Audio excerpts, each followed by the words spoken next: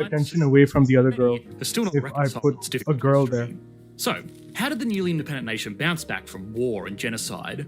Why has the economic development of Bosnia and Herzegovina stagnated? And finally, what opportunities and challenges lie ahead for the nation? After we've done all of that, we can put Bosnia and Herzegovina on the Economics Explained leaderboard.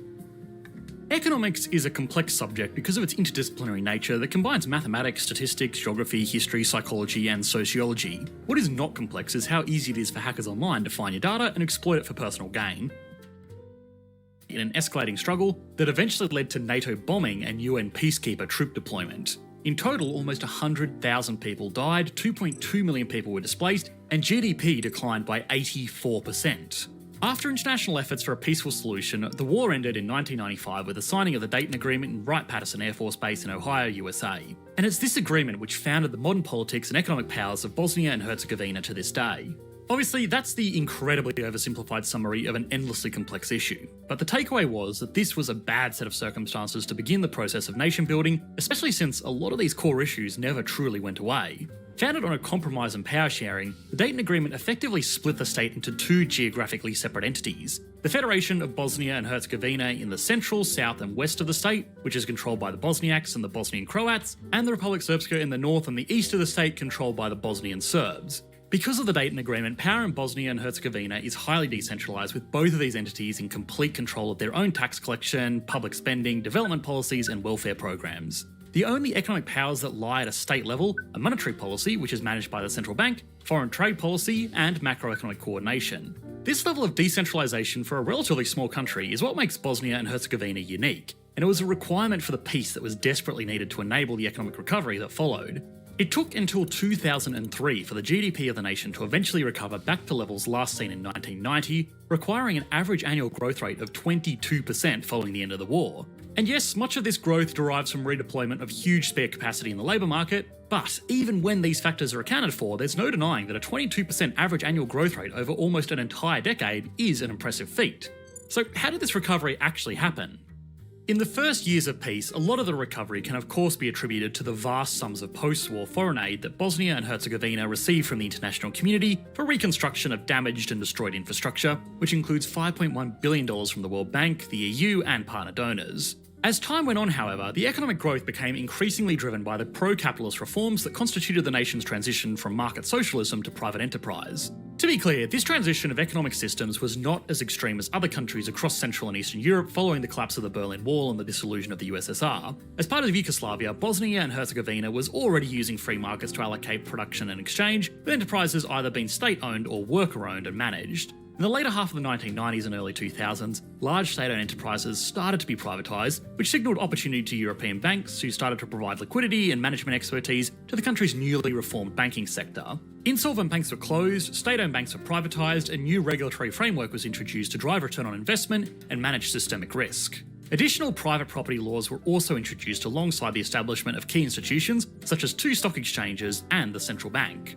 After the war, many different currencies were circulating with no generally accepted standard of payment, and so a key factor of the recovery was the introduction of a new currency, the convertible mark, in 1998. Not only did it standardise the monetary I disagree, but it okay? also generated financial stability since it was pegged to the Deutschmark and eventually the euro in 1999. A currency is pegged when it has a fixed exchange rate to another currency. The value of the currency is not affected by supply and demand in the foreign exchange market against the peg because the central bank cancels out large movements by counteracting the market when it needs to, using its reserve holdings of both currencies. When there's excess demand for the domestic currency on the market, the central bank will sell some of this domestic currency reserve to match this excess. On the other hand, if there's excess supply of the domestic currency on the market, the central bank will buy the excess using its reserves of the peg currency. This ensures balance in the markets, preventing the currency from deviating from the currency it's pegged to, and as a result, the Bosnian Herzegovina economy benefits from the stability that the euro-backed currency brings.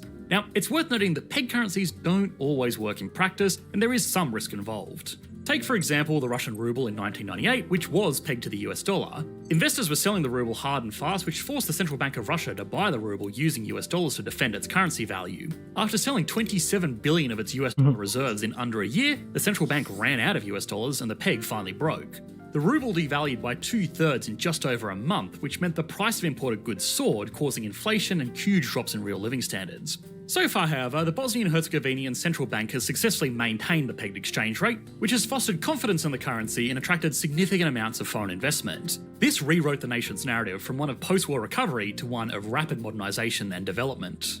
The large inflows of foreign direct investment generated employment, improved infrastructure, and helped to establish key export sectors in the national economy, such as electricity and metal manufacturing. This was a pretty standard and promising development path for a country with close access to both markets in the east and the west. But it didn't last forever. Fast forward to the present day, and foreign direct investment still makes up a huge portion of the economy in Bosnia and Herzegovina, particularly in banking and manufacturing. The latest statistics value the total stock of FDI to be worth about $9.3 billion US. However, net inflows decreased significantly after the 2008 financial crisis, which, like so many other nations, appears to be a turning point for the trajectory of the economy. Private investment from within the country has not picked up this slack either, and the reason for this is that Bosnia and Herzegovina has some of the highest administrative burdens for business, not just This is a boring video. across the entire world. In 2020, the World Bank found that there are only 6 countries in the world where registering a new business is more difficult. The country is also ranked 173rd for ease of doing business with construction permits and 141st for paying taxes. Although most recent data is a few years old now, and the country ranks slightly better for other ease of doing business metrics, this is clearly discouraging for both foreign and domestic investors who may not have the time and legal know-how to properly administer their business operations in such a complicated regulatory framework. This explains why Bosnia and Herzegovina has a large informal economy, which is a whole other problem.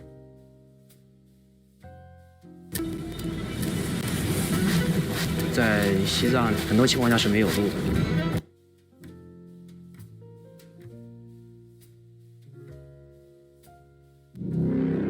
It's the same Genesis story about Adam and Eve, the tree of life.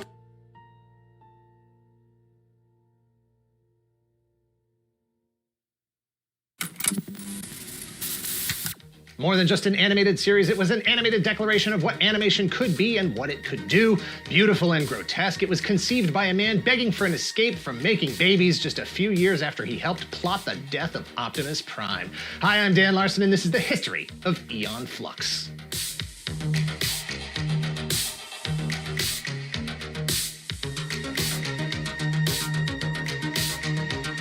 Aeon Flux is a revolutionary animated series that originally aired as a 12-minute pilot broken into 6 2-minute chapters as part of MTV's animation showcase Liquid Television in 1991. It spawned a multimedia franchise and inspired an entire generation of animators, comic book artists, and dominatrices. Somewhere in time, somewhere in space, on some unnamed planet, the nations of Monica and Brenya are at war, divided by a near-impenetrable barrier zone saturated with cameras and machine guns that allows both cultures to maintain some sense of day-to-day normalcy. Aeon Flux is an agent from Monica who has become very good at infiltrating Brenya's 24-hour nationwide surveillance state. Dressed in a uniform indicative of her individual and societal freedom, she's looking for information, for evidence, for a reason to either kill or fall in love with its most powerful leader, Trevor Goodchild. Goodchild is one of a few very powerful members of Brenyan society with the means to control the levers of power.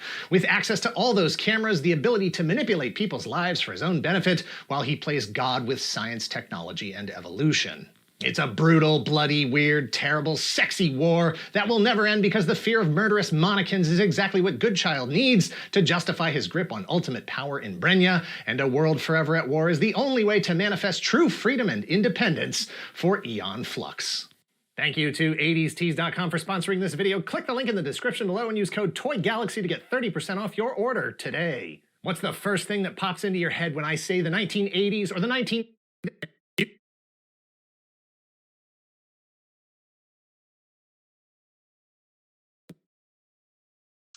Everyone is going crazy about this new editing tool. It's called Create Studio, and it lets you create pictures. He quickly found work. Hendrix. And you can prove it because you're wearing the shirt. Click the link below and use code TOYGALAXY for 30% off your order today. Again, that's code TOYGALAXY for 30% off your order. And thanks again to 80stees.com. Aeon Flux was created by Peter Chung. Born in 1961, he attended the California Institute of Arts, or Cal Arts, from 1979 to 1981. He quickly found work in animation at studios like Hanna-Barbera and Disney. In 1983, he was an animator and layout artist on Ralph Bakshi's film Fire and Ice. In 1984, he did storyboards for Marvel and Sunbow's The Transformers animated series based on Hasbro's line of toys, licensed from Japanese toy manufacturer Takara. See, Takara had this one line of toys called Diaclone and another line of toys called Micro. His work on the animated series parlayed into work on 1986's The Transformers the movie. Once again providing storyboards, he literally helped plot the on-screen death of longtime 80s kids' father figure, beloved robot truckman Optimus Prime. From there, he worked as the art director and character designer on the 1987 Teenage Mutant Ninja Turtles animated series, storyboarding the iconic opening theme song sequence and establishing the looks of several core characters. He did similar work for Cops in 1988 and Ring Raiders in 1989, and in 1991 he moved from action heroes to, well, babies as the character designer on Nickelodeon's Rugrats. Good work if you can get it, but Chung was frustrated with the creative limitations of the series. I was actually working on Rugrats for Nickelodeon, and I was feeling very frustrated about having characters that were very limited in what they could do and things that they could say. And I think that probably Aeon Flux came out of my frustration. Chung was delivered from the nursery by Japhet Asher in 1991. Asher was a partner and producer at Colossal Pictures, an animation and visual effects house developing a new series called Liquid Television for MTV. The mission of Liquid Television was to mash a bunch of animators and animation styles together in a series of unrelated shorts that echoed the manic late-night channel flipping of teens and young adults, to metaphorically put all their pop culture interests in a blender and see what pours out the other end. For Liquid Television, Asher wanted Chung to develop a new series with a spy versus spy theme rooted firmly in Chung's visual and narrative style. As a late-night cable series targeting teens and young adults, Chung recognized that the usual limitations of standards and practices wouldn't apply, giving him room to push the limits of character design, action, storytelling, editing, and anatomy of freedom he didn't have on Nickelodeon. Chung's spy versus spy project began as a set of rules he set for himself. It was, as he put it, a process of elimination. He didn't want to create the kind of character that was already so prevalent in mainstream media, comic book superheroes like Spider-Man or the X-Men, movie heroes like Batman or the Ninja Turtles. His new hero would not be, quote, an ideologue, a patriot, or a crime fighter, no one giving her orders, no family, no assumptions. He challenged himself and the audience to engage with a character that didn't come with any of the expected narrative cues as to who she was, what her motivations were, and how she or her mission could be compromised. To do that, he made sure that Aeon was never depicted as having a family. No pre-existing romantic connections, no family or friends for the villains, if they even are villains, to take as collateral, no sentimental possessions. She was to be judged purely on her actions. Heck, the series didn't even have dialogue for the first 2 seasons. No, plop, we'll come back to that. Aeon Flux was Chung's attempt to reevaluate the depiction of action heroes in media and the audience's relationship with the choices that those characters make, at the same time pushing the medium of animation to a degree of maturity outside of its exclusive use as children's entertainment, while imbuing it with philosophical complexity, usually reserved for novels by authors with names like Kafka and Nabokov. Liquid Television was a show designed with short attention spans in mind.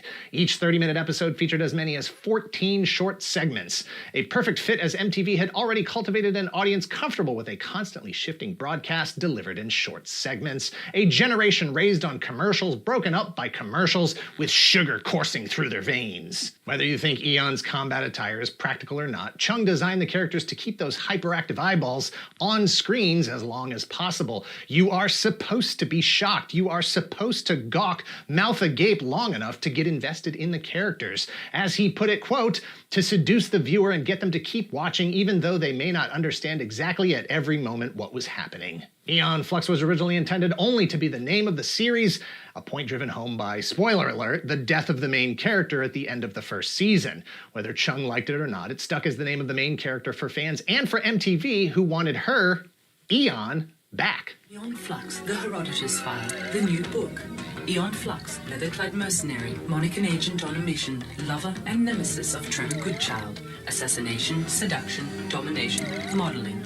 Intercept the book, read it, digest it. A book filled with pages of conspiracy, confidential data, illicit I had this. half-truths, and total lies. From now on, I will hide nothing. Acquire the book, Aeon Flux, the Herodotus File. Infiltrate the world of Aeon Flux.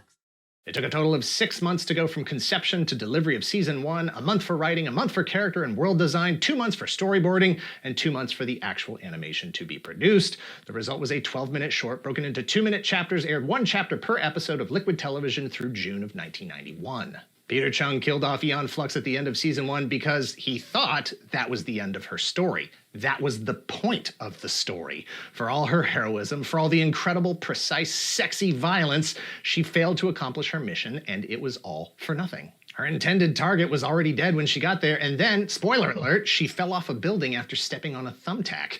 Mission Control destroyed her body, her residence, and any evidence that she or her mission ever existed. It was unexpected, subversive, and exactly what Chung wanted. But MTV wanted more Liquid Television, more Aeon Flux, and not just more of her world, but more of her.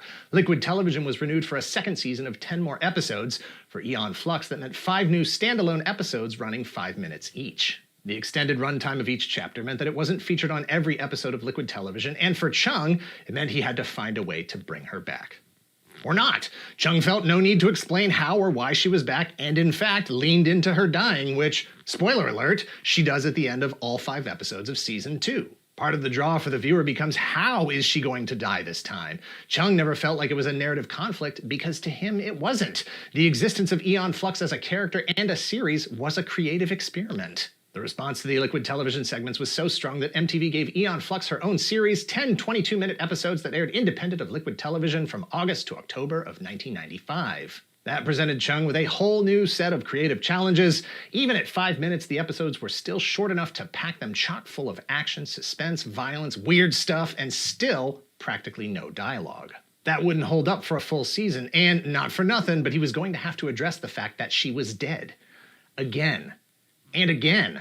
Season 3 expanded the Aeon Flux production crew, most significantly with the addition of directors, writers, and even voice actors. Through seasons 1 and 2, the only 2 actual words spoken by Aeon were no in season 1 and plop in season 2. And while that worked for the 12 total minutes of season 1 and the 25 total minutes of season 2, that would have to change significantly for season 3. Man alive, good child, you give me the hinks. In season 3, Aeon Flux was played by Denise Poirier, who was previously on an episode of Seinfeld and basically very little else. Trevor Goodchild was played by John Rafter Lee, who is the only person involved in the series to pronounce Eon as Aeon. So, if you want to pronounce it that way, technically it is correct. It's like Magneto and Magneto, they're both right. Who says Magneto? More room to develop Eon and Trevor as characters, the dynamic of their relationship and the world they live in.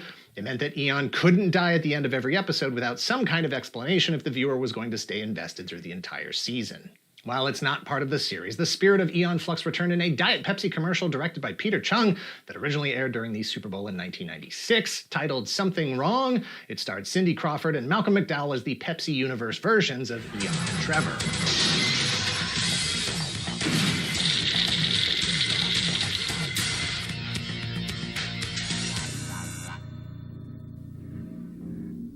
Now I know you're crazy. No. Now you know what I want. By the way, clean up this mess. अब आपको मिल सकता है Coke studio concert Dubai में देखने का मौका. Fast forward 9 years to 2005, a movie was released by Paramount Pictures called Aeon Flux, a live-action adaptation that managed to disregard what even the most casual observers would consider key elements that make Aeon Flux, Aeon Flux. Furthermore, it managed to disregard Peter Chung. Directed by Karen Kusama, it starred Charlize Theron as Eon, Martin Chokash as Trevor Goodchild, and Sophie Okonedo as Sithandra, a character who appeared in the previously mentioned Season 3 episode A Last Time for Everything. On the TV series, she's called Scaphandra, but you can tell it's the same Wait, did I miss some stuff? The hell? A lot got skipped. Trevor. No, nothing got skipped. But they don't go enough into the series. What? Television through June of 1991. Peter Chung killed off Aeon Flux at the end of season 1 Okay, weird.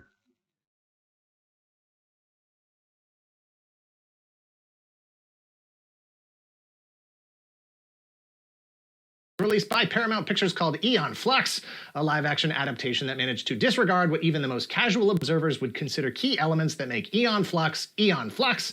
Furthermore, it managed to disregard Peter Chung.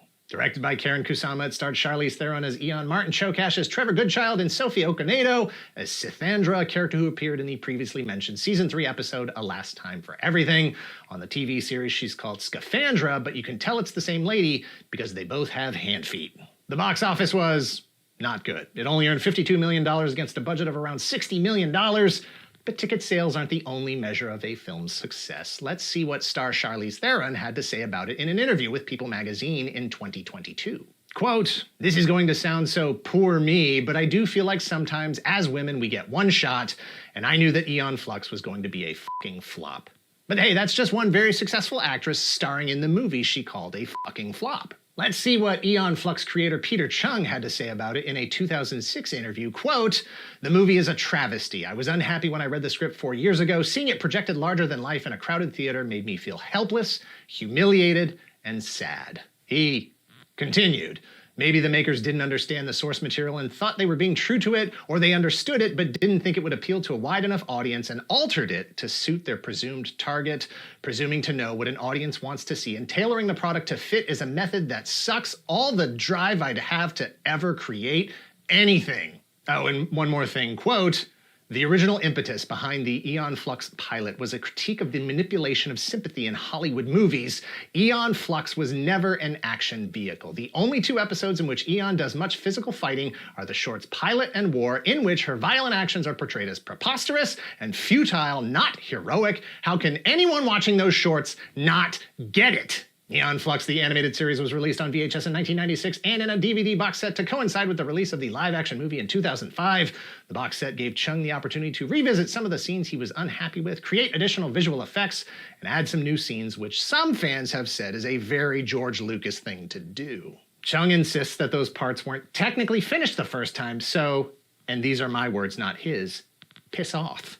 As of this video, the entire series can be streamed on Paramount Plus or a variety of other streaming services. Unfortunately, Aeon Flux's one shot at a movie bombing so hard meant that there wasn't going to be a sequel or any kind of development on the brand for a very long time. In 2018, there was talk of a live-action series for MTV produced by Jeff Davis and Gail Ann Hurd. 3 years later, in 2021, that live-action series was rumored to be at Paramount Plus in partnership with MTV Entertainment Studios. As of 2023, there were reportedly 2 episodes written, and Davis himself was planning to direct. As of this video, there is no further news to report. Before Cartoon Network's Adult Swim or HBO's Spawn, MTV was the home for exciting new animation. MTV was part of the gathering storm of Japanese animation in the years before Ronin Warriors, Sailor Moon, Dragon Ball Z, and Gundam Wing landed on mainstream television in the US. Liquid Television tapped into an audience raised on cartoons looking for cartoons that appealed to their maturing interests, and Aeon Flux delivered. But for all Chung's efforts to create the antithesis of a Hollywood action hero, Hollywood bought into it for all the wrong reasons and turned her into the thing she was never meant to be.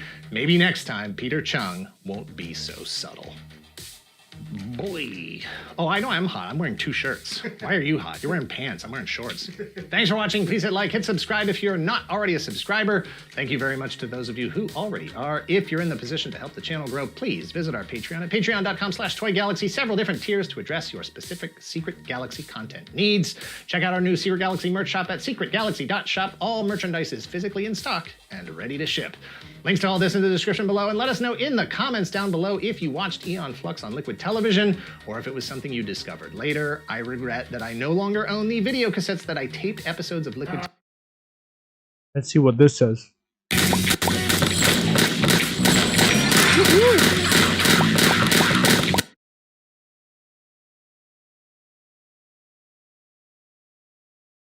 So a couple of weeks ago, I had you guys submit your work for a critique, but it was with the twist: how marketable is your work? Like any other job, art is a skill that you develop over a lifetime. The more you develop that skill, the more opportunities are going to open up for you. However, I do believe that you can start making money from your art at almost any skill level. That being said, art and marketing are 2 very different skill sets. So the sooner that you start developing your marketing skills alongside your art skills, the better off you're going to be in the long run. Obviously, if you're the very best at something, you're going to stand out. You're going to have a lot easier time getting clients or selling your work. But what happens when you don't have any skills at all and you can't draw a thing. What do you do?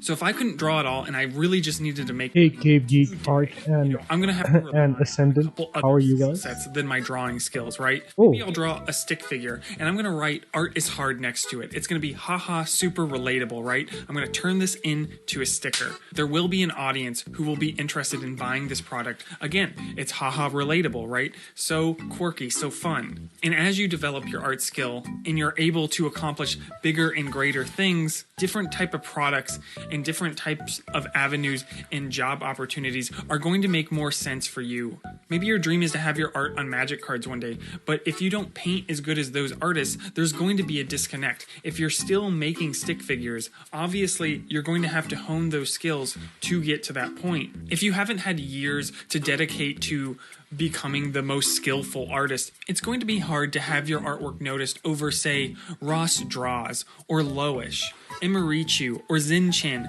these absolute unit of art royalty, just based on its technical prowess. They're probably going to beat you in that aspect. So honing other interesting ways to get your art noticed can be very valuable. A super skilled artist can afford to be super serious and edgy. However, after a couple years of you honing those skills, you'll have also been trained in being somebody with a personality. And then you're going to be a double banger. How will they be able to resist you? We're not going to be looking at your work for its technical merit, unless I think the technical skill is holding the piece back for its marketability in some way. Is there any advice I can give to make a particular work more profitable for you? As artists, we also have to make a living, right? So let's get started. Okay, our first submission is by Zachary. It is a playing card deck. So right off the bat, I already think super this cool. is very marketable for a couple reasons. The first one is it's clearly a product. I wanted to do something like this for so There's long. no confusion. General audiences are going to see this. They're going to know what it is, right?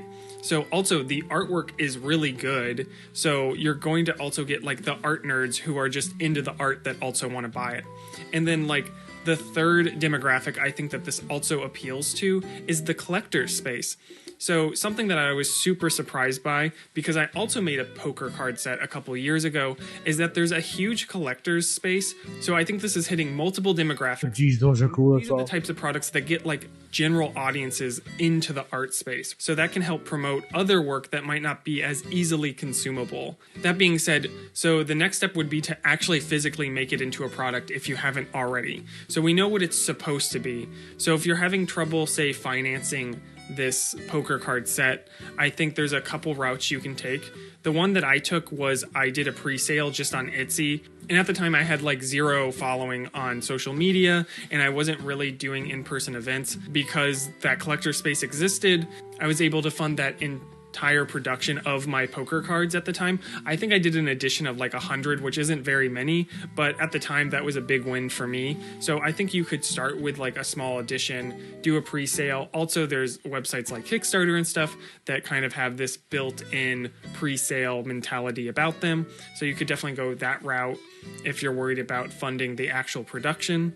I went through makeplayingcards.com for my manufacturing just because it was one of the cheapest. This is a good video. I need to save it. At the time. If you can manage to go through some of the more prestigious manufacturers like Bicycle, this is going to be more appealing to that collector space. I think your design sensibilities and like what this set is supposed to be is so clear that I think you could also try to put this in front of like actual card manufacturers and see if you can partner with them. I think there's more money to be made in the independent space in the long run, but if that's a route you wanted to go, I definitely could see this being put in front of one of those companies and them taking interest in it. My only major criticism is actually about this page, which I think conceptually is great, but when you look at the banner at the top and some of the concept work, which I think is totally fine to include and super cool to look at, like I actually love these concepts. However, there's a bit of a disconnect from the black and white ink style drawings to the actual final project, which is much more colorful and feels much different. So I would say just make sure that whatever image you're using to advertise this product should represent the final product. So I wouldn't necessarily have this image, which is a great image, as your banner for this page. I'm not sure if this banner is for your entire website or if it's specifically for this card deck. Like, I wouldn't click on this image and expect, colorful work, right? And then if you want to add in, the concept work, which might feel a little different there at the end as like, behind the scenes, I think that's fine, but make sure it's not front facing for your product or any of the promotions for it. And the other aspect of this is because it is such a recognizable product that people understand, I think you could start contacting galleries or different boutiques that might want to carry your products and see if they're interested in buying some bulk from you at a wholesale price. I think definitely a product like this could easily move in that regard as well. And you could just start with like different local stores that you think would be a good fit for the types of products that you sell, all the way up to contacting bigger licensing companies. I think this really hits the sweet spot of where it feels really unique and fresh, but also is something that everybody instantly understands because it's this item that everybody is familiar with. Okay, this is our next submission, and you're asking how to grow on your channel and if this is the type of work you should be doing, as it seems like you have a second account with a different art style. So right off the bat, I like this. I think character-focused work is really popular right now. Fantasy work's also really popular right now, which this kind of falls into both those camps. So, you're definitely playing those trends, which is good. I will say, looking at the rest of your portfolio, I'm not sure if I can show this on YouTube, but there's a lot of sexy ladies, which is totally fine. Everybody loves a good sexy lady. I noticed that you have a Patreon for more spicy versions, which I think is a great idea. However, the image that you submitted kind of feels like the outlier out of your work. Like everything feels a little spicy. But then you have this piece, which isn't as provocative as your other work. It's just kind of this cool lady looking real high fantasy. Again, I think not safe for work content. You have to play a little dance with social media if you want to try to promote that type of work. So I think this, type of work that is a bit more safe for all audiences is definitely a lot easier to market. That being said, you can use that to your advantage, where let's say you make a whole portfolio of this type of work that still might have that elegance to it, but doesn't have quite the spice. And then you can use that to kind of garner attention from more general audiences. And then you can kind of be like, oh, if you want to see more, here's my Patreon. You know what I mean? So having a body of work that you can put front facing on social media or even sell at certain events that you wouldn't be able to necessarily sell the more spicy versions at will open up more options for you. And in turn, that non-spicy work ends up being a catalyst to promote your spicier work. But figuring out how to dual promote, work that is acceptable, in public spaces to the work that isn't so acceptable in public spaces will help you tremendously in growing that following. So our next submission is by Sundrop Studios. It is this animatic, as a product, super hard to sell because you're always just going to be selling the print version here, right? That being said, a couple things I would work on. Again, these are technical things, not necessarily marketing things. Right off the bat, this cat I think is very good. I think it's probably my favorite part about the animatic. It also doesn't loop, which I think can be a big factor in whether 2-second animatic is satisfying. I know you asked if you think making 2D art into animation is worth it, as it's super time consuming, specifically to make it more noticeable on social media. In my own personal experience from making 2D animations out of my illustrations, I haven't noticed the biggest gains on social media, but maybe it's just something I haven't mastered yet, as it's something I've only been playing around with the last couple years. So take my advice on this topic with a grain of salt. However, I think if this is something you're passionate about, then absolutely go for it. If you're only doing it as a marketing strategy for the rest of your work, then I think focusing on making sure that that animation, those couple seconds, is as satisfying as possible to the viewer. If you want to give that piece any opportunity to blow up in the social media algorithm past what the original illustration was already going to give you. And then once you get the satisfaction levels of the animatic up, I think it becomes more viable as a marketing tool. Selling it directly, I think the print, the still is always going to kind of outweigh the animatic, as there's just not an optimal way to currently monetize, short form animation in that way past it being a marketing tool. What do you think about this? Oh, it's cute. How would you market it? How would I market it? Yeah, how would you market it? As an animation? Or as a piece? As a I don't know, that's the question, right? I feel like it's stronger as a still. Because in the animation, like, the motion isn't readable immediately. Like, it's... And then all the ghosts are turning into the same shape. If you're noticing, like, gradually all of them become, like, the same size. Yeah, okay, I see that. I think they almost overcomplicated it. Like, I feel like, you know, it's like a 2-second animatic, and, like, it doesn't loop, and it's, like, overly complicated for what it is, right? Like, Yeah. I think they could have just either been bobbing, like, back and forth, and then it's, you know, very clear and concise like the still is, or, like, I think they needed to go farther where, like, these movements are clearer and, I don't know, more interesting, maybe. You could do less frame, but stronger frame. That's what I think too. I think just simplifying it would have made it more satisfying to the viewer. I think because they wanted the smoke to be, like, going up, I think it's, like, they need a lot more frame than they actually do. Yeah, everything is very, like, structural and clean, and the smoke just looked like a, what is it called? Airbrush?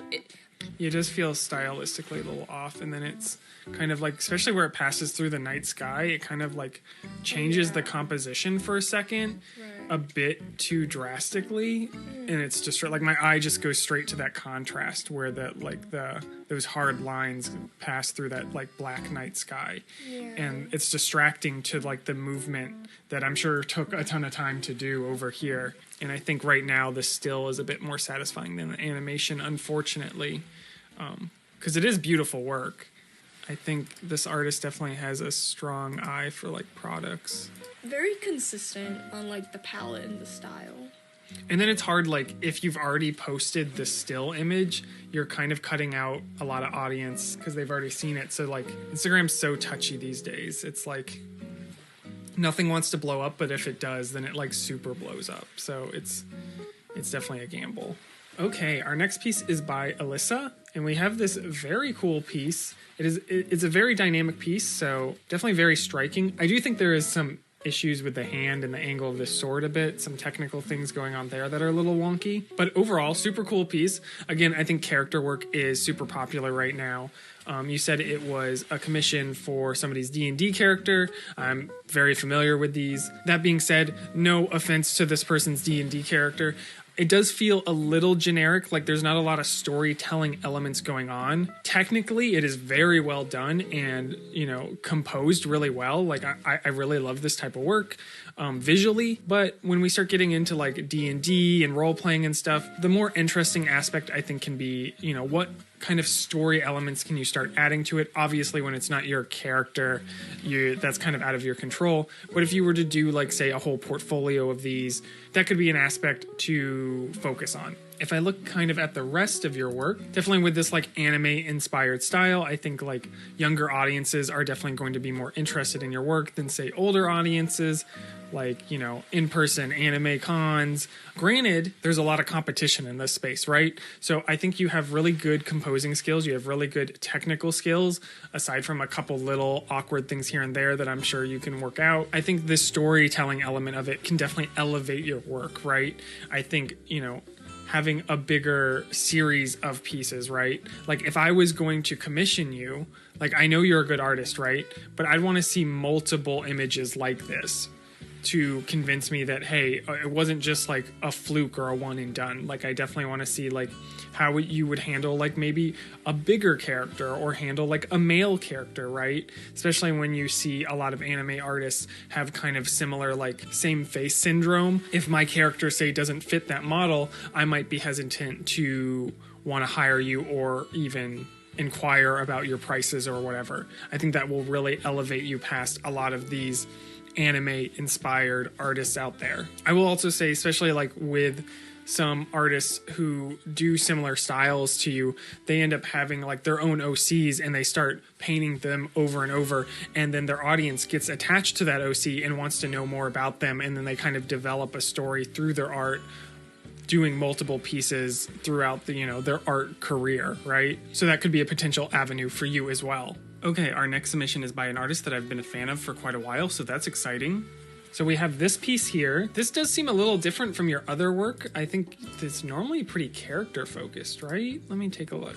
No, you have other landscapes as well, but definitely like this is kind of what I know you for. But you always have these beautiful shapes and kind of that type of stuff. So, you know, definitely no issues in the technical realm. So you say that this is a series featuring your mascot, which I see right there, and that you're wondering about the lighting and ways to push this type of piece further for conventions and events. Okay, one second. Let me call in the expert.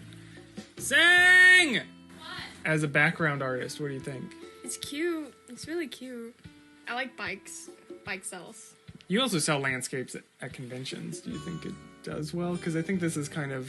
I don't see them doing a lot of background stuff, typically. A print like this, I think, would sell at a con. Because not a lot of people do background at conventions, so when you do, you already kind of stand out. If we, like, look at this piece, like, palette-wise, it looks really cohesive, and it's really nice. It's a vibe that I would purchase. I think, if anything, maybe just more lighting. Like, if you squint your eye... everything kind of just like blend in together. Yeah, there's like no focal point. Yeah, if there's like light from the shop. Yeah. Like even just subtly, just to kind of move your eye through the piece a bit more intentionally, I think could be good. Yeah, it will like pop out the shape of the doors and like bring in the lighting. Like it could have rim lighting on your little guy. That would be really cute. Yeah. Just like more opportunity to put colors around the piece. Do you think it is like good enough for like being a background artist or something? And they didn't ask this, but I'm just wondering. I think it's a little rougher for background in animation because you definitely need it to be really clean. Maybe concept work then? Concept work, yeah, I could see that. Or just like color script because you just mainly need the color and figuring out the mood. And it doesn't need to be super detailed and like super cleared, layered, and everything like that. So our next submission is by Miguel. We have this beautiful Beetroot Knight. I really love this piece. It's super elegant. I think this could be a very successful in a lot of different markets. Let's see what you have to say. So you say the problem that you're running into is that a lot of people don't understand that it's an original concept and that it gets a lot of attention, but people don't end up buying it, and that you're wondering if you should make it into a smaller size. So a couple things. Let's take a look. You know, I'm looking at your other work and you definitely have a lot of fan art. So I think that right off the bat is going to confuse people when they see recognizable characters next to characters they don't recognize. They're always going to wonder if something's original or not. So that's going to be kind of the main issue there. And kind of how you've marked it here where it's like fan art, like we know that this is, you know, fan art, right? You could also reword this in a different way for your website where it's like, oh, personal work or something like that. And you can kind of split up your convention booth if that's a problem there as well. You know, you're still going to get those questions, unfortunately, especially if you have a piece of Zelda right next to, say, this piece. So that's going to be kind of hard to avoid. As far as making it into smaller pieces, I think for me, when I'm thinking about print sizing, I try to only print a specific piece in one size and not multiple, because the smaller one always ends up undercutting the other one. You know, if it's not, say, one of your best sellers or you don't want to highlight it more, maybe it's more lucrative to have it in that smaller size, right? But again, I think this is a beautiful piece. I think this could be marketable in a lot of spaces. Like I find that this face is very elegant. And these designs are very unique and interesting. So, but it still definitely has like that anime influence or like high fantasy influence as well, which are all super popular right now. I know we've talked about that a lot today. So yeah, so I think, you know, anime conventions, I think this is appealing. I think, you know, Comic-Con conventions, I think this is appealing.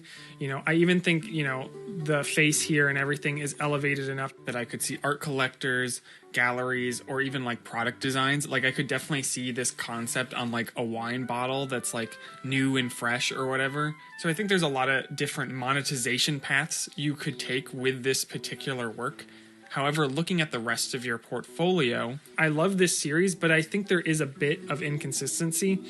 So if I say, take a look at this piece, the design of the armor and everything and the rendering and technical skills are really great, but this face feels a little less serious than, say, that first piece that we looked at. It feels a little bit more like anime face to me, which I think is appealing to a younger audience, but might not be appealing to more of a collector's audience or stuff. So it might start limiting you in that capacity. If you're only selling this work, say at anime cons, I don't think you're going to have any trouble.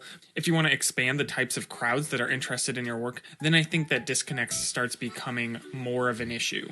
As there's nothing wrong with like anime face, but it might not be appealing to multiple demographics, where I think that first illustration has a higher potential in that capacity. And I think I see that a lot through your work, where your faces are good, but they're not consistent. Like they feel stylistically a little different, or like they're going for a different audience. And you certainly can have multiple distinct styles, but I think making that divide clearer will help you. And then also that could be contributing to why people are confusing your original work with your fan art. But considering that these two pieces are in the same series, I would say maybe try to have a little bit more consistency in that. You know, like here's another piece that feels very serious that I could see in a gallery, but also at an anime convention, right? This feels more elevated to me, but also would be appealing to that younger audience as well. So maybe trying to keep that consistency throughout your work. Hit that subscribe button. Do it. Don't be a coward. Do it. Okay, our next submission is by Tim. A beautiful piece. So you say it's an older piece and you've had challenges with the background, but overall that you're still proud of it, but that your fan artwork is doing a lot better than your personal work or this piece, and wondering how to adapt your work to make it a bit more marketable. So I will say, technically this piece looks great. I really like the aesthetic. I like the way you did the background. It's really cool. Not every piece is necessarily something that people want to put on their wall, but it doesn't mean that those pieces aren't helping bring in customers or traffic to you as an artist, right? And then they'll come up and be like, oh my God, you're such a good artist. And then they'll still buy the fan art, right? Just because oftentimes that's something that people connect with more on a personal level than, say, your original characters. So keep that in mind. Just because you're not making direct sales on this piece doesn't mean that it's not benefiting you in some ways. When it comes to selling prints, it comes down to, does this piece look good on somebody's wall? Will somebody put this in their living room? I might put this in my game room. I might put this in my dorm, but I might not put it in the family room. You know what I mean? Making it into products that are optimal for the audience that would already be interested in this work, I think could benefit you. I think this image is appealing to the role-playing community, and one of the products that community already utilizes is like a desk mat or a play mat. That could be the type of product you look into adding to your catalog. Okay, this is our next submission. You said that this was a commission and that you're hoping to make more money through your work per month, and that you're spending the majority of your free time working on fundamentals and getting your skills up, which I think is great. Overall, looking at this piece, this is definitely a very complex piece to try to tackle, and I think you did pretty good overall. There are some technical things that I think could use some improvement, mostly where your eye kind of moves through it based on palette. Like I think this green is really just taking my eye off the screen. I think this red wraps my eye around the piece pretty nicely, and then here right into the focal point, so that's good. When it comes to this type of work that is super appealing to like the D&D crowd or like the tabletop role-playing crowd, I think, more is better because it's always very story-driven. So having this one spread can be great, especially as like an advertisement, but just one-off character sheets can definitely appeal to that crowd in more of a sustainable commission sense, right? Offering something that's a little bit more sustainable than this huge 5-person spread, right? Like this is going to take forever. It's super complicated. It takes a really high level of skill to pull off. But I think just like one-off OC character commissions is super popular in that group. So, adding that into your portfolio if you haven't already could be a great way to do that. And also a great way to practice that isn't so labor intensive as a spread like this. You would have to pay me a lot of money to take on a commission of this complexity because it's going to take so long to figure out and justify, right? You have 5 characters, you have this action scene, you have a lot of magic effects which are not easy to pull off. Offering things at lower price points will probably get you more commissions and will be easier. Like I would have rather done 5 individual OC commissions than this spread. That being said, these more complex pieces are great for your portfolio, but I definitely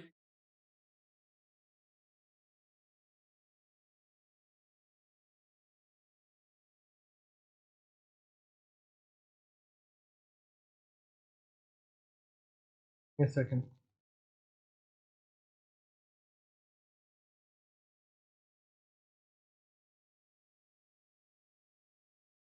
I've seen a lot of my friends just suffering because their work is so prominent and they struggled for 10 years or more trying to get their style just to see someone else parading, wearing their face and parading it, right? There is nothing stopping AI companies from taking whatever you own from the internet, downloading it, and putting it into their training model. Nothing, really. We're putting the whole creative future of humanity at risk here. In the last couple of weeks, I spoke to many amazing artists and scientists about my mixed feelings of generative AI. Join me to hear their thoughts, my advice to creators, and predictions on what's to come. I will be perfectly honest with you. I am equally fascinated and terrified by generative AI. As a graphic designer, illustrator, and educator, I try to stay on top of any new technology and tool that helps self-expression and creativity. I still remember the first time I saw the potential in AI use for creating art. It was in 2018 when I saw the example Scott Eaton achieved using his model trained exclusively on his own photography dataset from his Bodies in Motion project.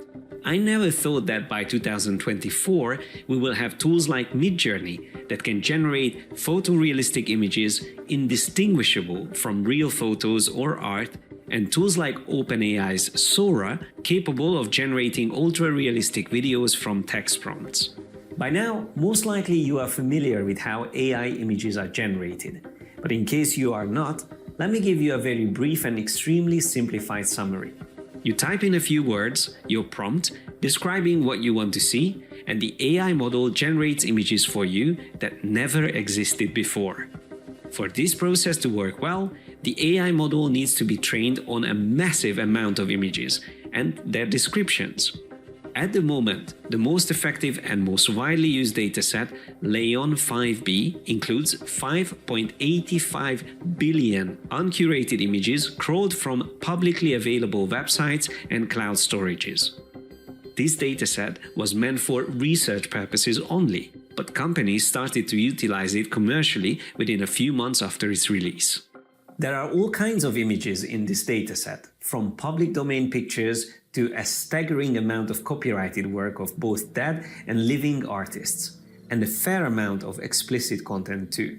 The creators of this dataset didn't get consent from anyone while collecting these images. There was no opt-in or opt-out, but since it was meant for research purposes only, it didn't seem to violate anyone's rights.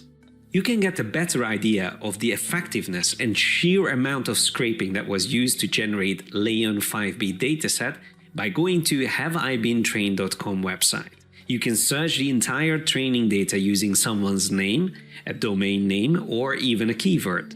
For instance, you can find out how many images of elephants were scraped off the internet, and you can start to see why AI models can generate images of elephants from any angle and in any artistic style. This is like scanning someone's brain to see how well they remember how an elephant looks.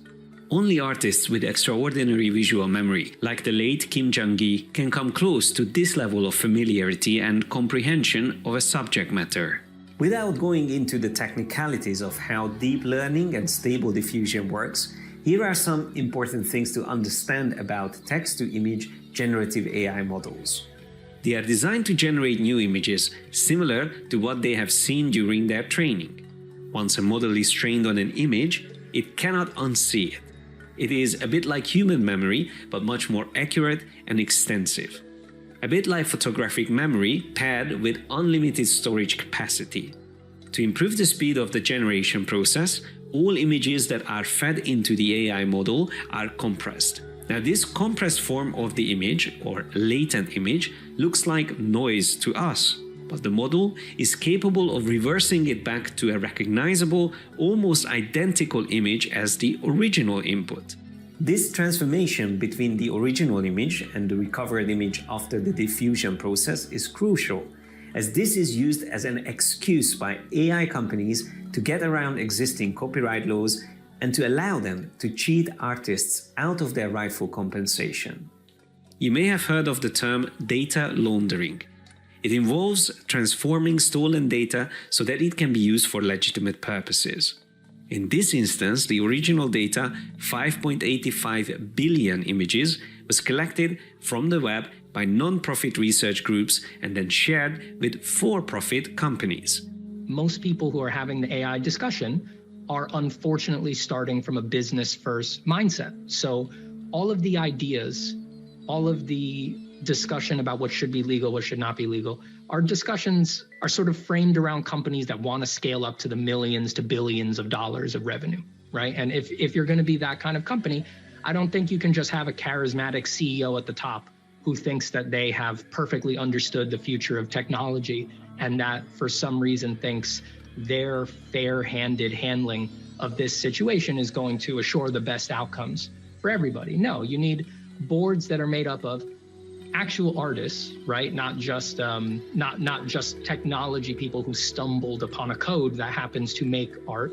You need people who are really sort of outside of the situation, real stakeholders, to help guide these organizations. Creators of Midjourney, one of the most popular text-to-image generators, have been recently caught discussing laundering copyrighted images whilst training their AI model. Many scientists who worked on developing AI technologies are also disillusioned by the predatory practices of AI companies used to harm individuals and entire industries. There is nothing stopping AI companies from taking whatever you own from the internet, downloading it, and putting it into their training model. Nothing, really. There's no legal statute standing in the way. There's no regulatory agencies that say this is not allowed. But why is it such a big deal?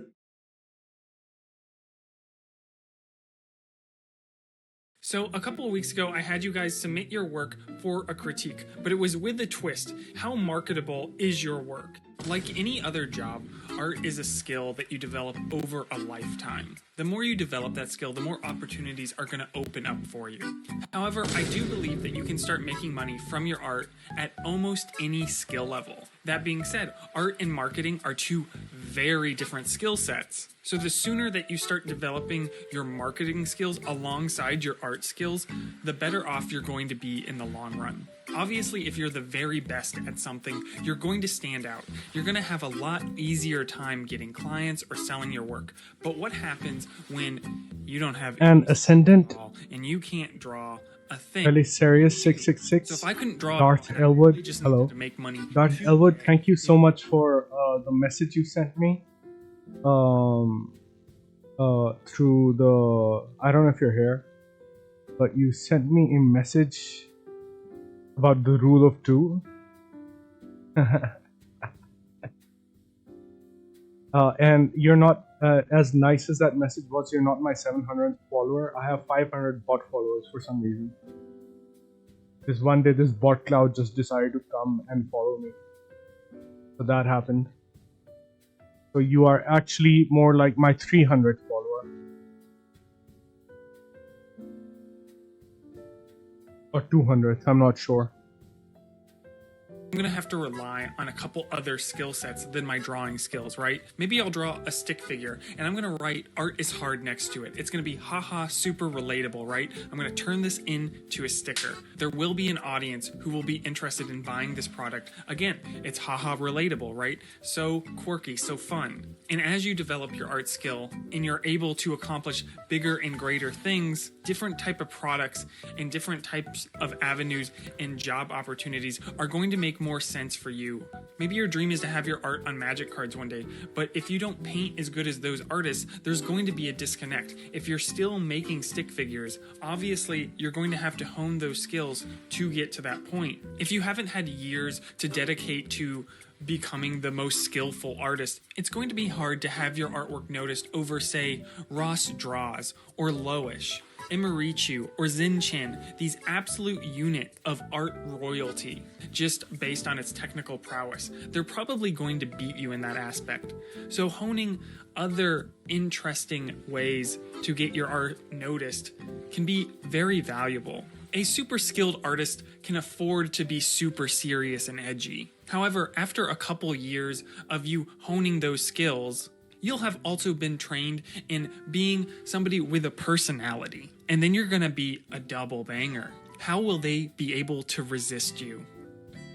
We're not going to be looking at your work for its technical merit, unless I think the technical skill is holding the piece back for its marketability in some way. Is there any advice I can give to make a particular work more profitable for you? As artists, we also have to make a living, right? So let's get started. Okay, our first submission is by Zachary. It is a playing card deck.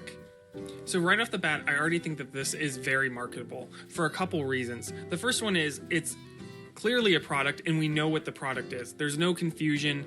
General audiences are going to see this. They're going to know what it is, right? So also the artwork is really good. So you're going to also get like the art nerds who are just into the art that also want to buy it. And then like the third demographic I think that this also appeals to is the collector space. So something that I was super surprised by, because I also made a poker card set a couple years ago, is that there's a huge collector's space. So I think this is hitting multiple demographics, and these are the types of products that get like general audiences into the art space. So that can help promote other work that might not be as easily consumable. That being said, so the next step would be to actually physically make it into a product if you haven't already. So we know what it's supposed to be. So if you're having trouble, say, financing this poker card set, I think there's a couple routes you can take. The one that I took was I did a pre-sale just on Etsy, and at the time I had like 0 following on social media, and I wasn't really doing in-person events. Because that collector space existed, I was able to fund that entire production of my poker cards at the time. I think I did an edition of like 100, which isn't very many, but at the time that was a big win for me. So I think you could start with like a small edition, do a pre-sale. Also, there's websites like Kickstarter and stuff that kind of have this built-in pre-sale mentality about them. So you could definitely go that route if you're worried about funding the actual production. I went through makeplayingcards.com for my manufacturing just because it was one of the cheaper options that I could afford at the time. If you can manage to go through some of the more prestigious manufacturers like Bicycle, this is going to be more appealing to that collector space. I think your design sensibilities and like what this set is supposed to be is so clear that I think you could also try to put this in front of like actual card manufacturers and see if you can partner with them. I think there's more money to be made in the independent space in the long run, but if that's a route you wanted to go, I definitely could see this being put in front of one of those companies and them taking interest in it. My only major criticism is actually about this page, which I think conceptually is great, but when you look at the banner at the top and some of the concept work, which I think is totally fine to include and super cool to look at, like I actually love these concepts. However, there's a bit of a disconnect from the black and white ink style drawings to the actual final project, which is much more colorful and feels much different. So I would say just make sure that whatever image you're using to advertise this product should represent the final product. So I wouldn't necessarily have this image, which is a great image, as your banner for this page. I'm not sure if this banner is for your entire website or if it's specifically for this card deck. Like, I wouldn't click on this image and expect, colorful work, right? And then if you want to add in, the concept work, which might feel a little different there at the end as like, behind the scenes, I think that's fine, but make sure it's not front facing for your product or any of the promotions for it. And the other aspect of this is because it is such a recognizable product that people understand, I think you could start contacting galleries or different boutiques that might want to carry your products and see if they're interested in buying some bulk from you at a wholesale price. I think definitely a product like this could easily move in that regard as well. And you could just start with like different local stores that you think would be a good fit for the types of products that you sell, all the way up to contacting bigger licensing companies. I think this really hits the sweet spot of where it feels really unique and fresh, but also is something that everybody instantly understands because it's this item that everybody is familiar with. Okay, this is our next submission, and you're asking how to grow on your channel and if this is the type of work you should be doing, as it seems like you have a second account with a different art style.